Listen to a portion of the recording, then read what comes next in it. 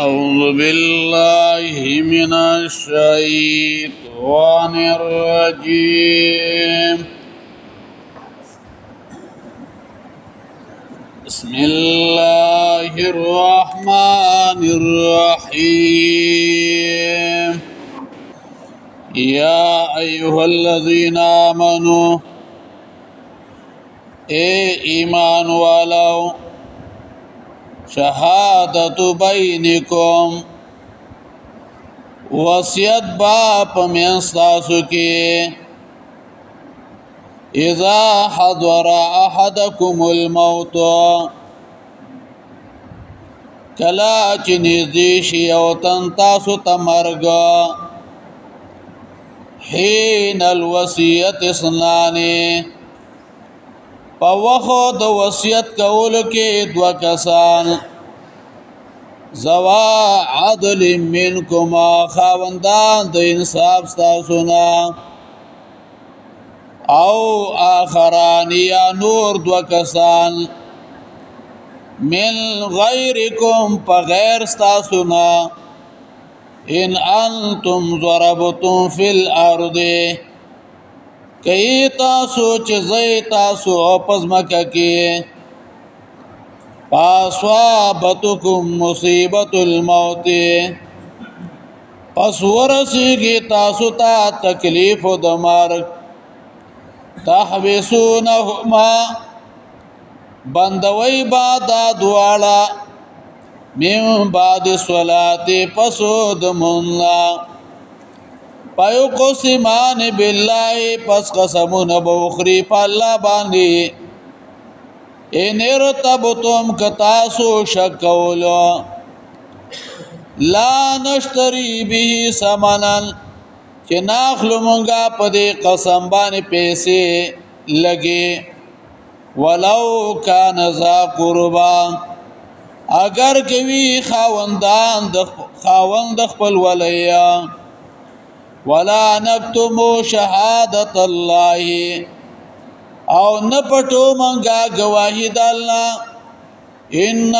اذا من الاسمين یقینا من با په دغه وخت کې یو د ګناګارانو نه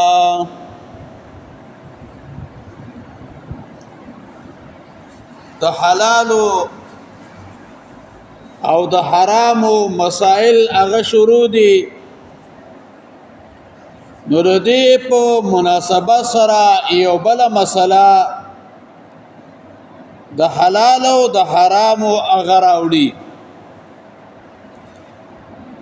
او په دې کې یو بل عقد هغه ذکر کوي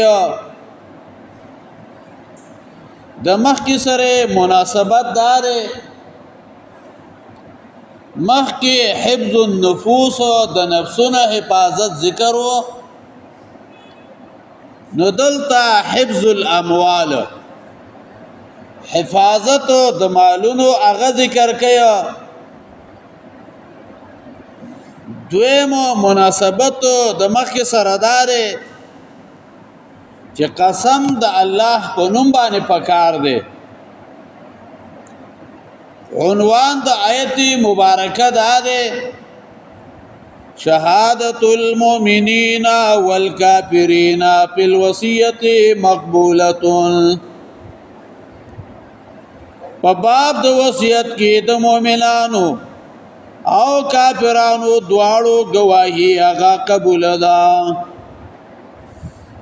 یا علما داوی چې دې آیت کې دا خبره ذکر کړي مسألة الوصیہ پی سفری و تحلیف شہدائی پا سفر کی د وصیت مسئلہ او گواہانو تا قسم ورکولا پا شریعت کی گواہانو تا قسم ورکولا کلنا کل اغشتا مکی ابن ابی طالب رحمه اللہ اغویا وې د دې آیاتونو بارکه اهل معانی ویلي دي چې دا آیاتونه په قران کریم کې د اعراب په لحاظ باندې د حکم او د معنا په اعتبار باندې وې دا ډېر مشکل آیاتونه دي خو بیا قاضی ابو محمد ابن عطیه ویا هذا كلام من لم يقع له الثلج في تفسيرها دا خبره وې دا هغه چا دا چې دا آیت په تفسیر باندې سینا هغه یې خشوي نه یا او دا آیت په مطلب باندې ویا د پوها شوی نه یا شان نزول د دې آیاتونو مبارکو هغه داسې ده امام بخاری رحمه الله او امام ترمذی رحمه الله شان نزول هغه داسې ذکر کړی دی دو کسان تمیم داری او عدی بن بددا دا دواړه بارملکیانو او دا دواړه نصرانیانو دوی با مدینه او مکی شام ته د تجارتونو د پاره با تلل راتلل نو پدې کې یو مسلمان سره بودیل بن ورقه سهمی رضی الله عنه د دې کسانو سره شام ته د تجارت د پاره ملګری شو په شام کې دو تجارتونه وکړل ډیر مال هغه پیدا کړ پاږي کې د سپینو زرو جام هغه واغستو چې داغي په دې غاړه باندې د سرو زرو ګلکاری هغه شوی و سره زر هغه په لګیدلی وو او په هغه زمانہ کې د زرو ډیر قیمت او نن سبا هم ډیر قیمت دی ته دو اراده داوا چې دا جام ما واغستو نو دا با بادشاہ ته نجاشی هغه ته به هدیه کما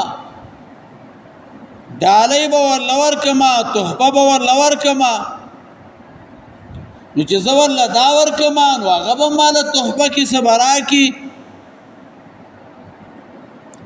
په هغه زمانہ کې به خلک د بادشاہانو خواله ملاقات لورتلوا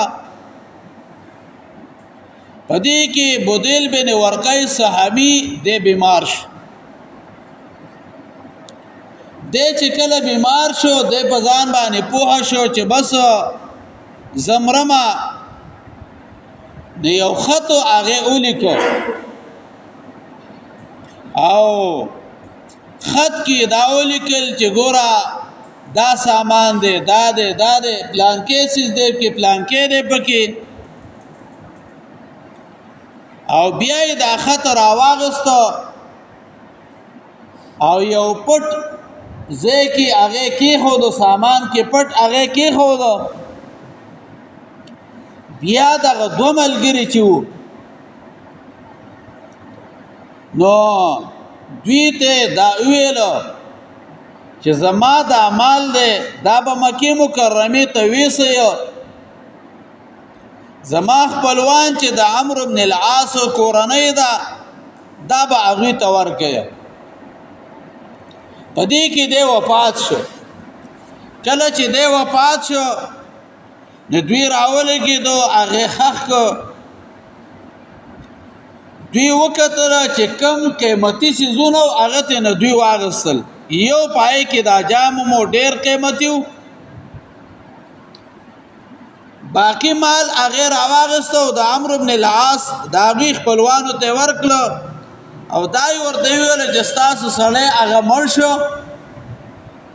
هغه منګه خخ کو د پنم کو او دغه مال من لراک دا من تاسو لدرک نو د عمرو بن العاص دا غوی خپلوان راولګېدو د دوی شکریه ادا کړله چې تاسو له دې الله بدله درکړي الله دې اجر درکړي چې تاسو دومره زمونږ کس هغه دفنم کو بیا هم سامان مونږ ته راورساو دوی چې سامان وکتلو سامان کې خطر اوتو پای کې دالی کلیو چې پدې کې د سپینو زرو جام دیو سرو زرو ګلکاری هغه په شوي ده نو دوی چې رااله وېدی کې خدا جام دی او هغه په کې نشته پر سامان کې د دوی په داوا وکړه چې دا جام هغه تاسو پټکلې ده هغه نه مونږ نه دې پټکلې نو قسم یو کو چې مونږ نه دې پټکلې نو دا منکر شو فیصله نبی له صلوات و سلام تراوړه نبی له صلوات و سلام د مازیګر مانځه نورست دی راوغختله قسمونه ورلا ورکو د دوی په قسمونو باندې بری شو چې زبر چې تاسو نه دې پټکلې نو زبر تاسو بری سورځ تیرېدلې په مکه مکرمه کې دغه جام د یو زرګر سره هغه سره برآمد شو معلوم شو ویل کدا جام چرته و هغه زرګر ورته ویل چې دا مونږ د تمیم داری او د عدینا دا مونږ په پیسو باندې اغسته دي نو لانجه بیا شروع شو الله کله چې بیا لانجه شروع شو الله نو پدې کې د عمرو بن العاص او داغه خپلوانو داوا وکړه چې ګوره تاسو دروغ ویلې انت په دروغ باندې قسمونه کړیو نو بیا دوی ویل چې ټیک دا جام ستاسو د دې کس وو خولي کې نو داتې نمنګ په پیسو باندې هغه سره او خپل مال هغه خرڅ کړي دي نو دې کې دوی مدعیان شو او عمرو بن العاص او داغه خپلوانو هغه ته نه انکار وکړ چې نه تاسو هغه ست نه دي نو دوباره لانجه را واپس شو نبی له صلوات و سلام عمرو بن العاص او داغه خپلوانو ته قسمونه ورکړل چې قسم په الله تاسو دا جام هغه ست نه دي دا زمنګ د خپل کسو نو بیاي دوی قسمونه وکړه بیا پدې کې پدغه دوه کسانو باندې تاوان راغې خو بیا هغه انکار کولو څه زمانہ ورستو تمیم داری هغه ایمان راوړو اقرار وکړو چې آو دا ته نمنګ پټ کړو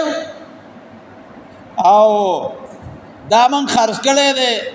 نو 1500 درهم وې ما غستې دي واغیر اواغس عمرو بن العاص او داغه خپلوانو ته ورکو ارچ عدی بن بداو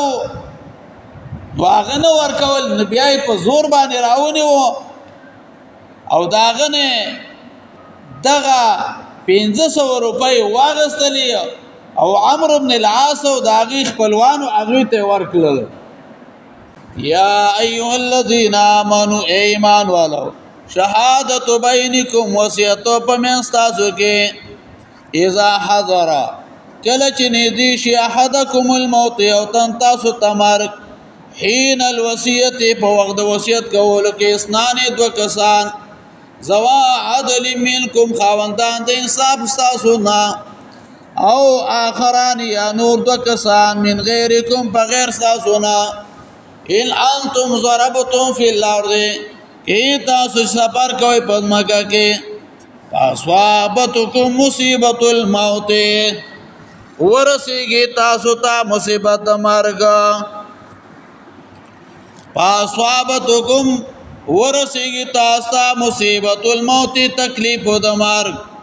تحبسونهما بندوي بدا دواړه من بعد الصلاه پدمونا فیقسمان بالله قسمنا بوخری په الله باندې ان ارتبتم ک تاسو شک کولو لا نشتری به ثمنا چې ناخلو مونږ په دې قسم باندې پیسې لګي ولو کان ذا قربا اگر کې وی خاوند خپل ولای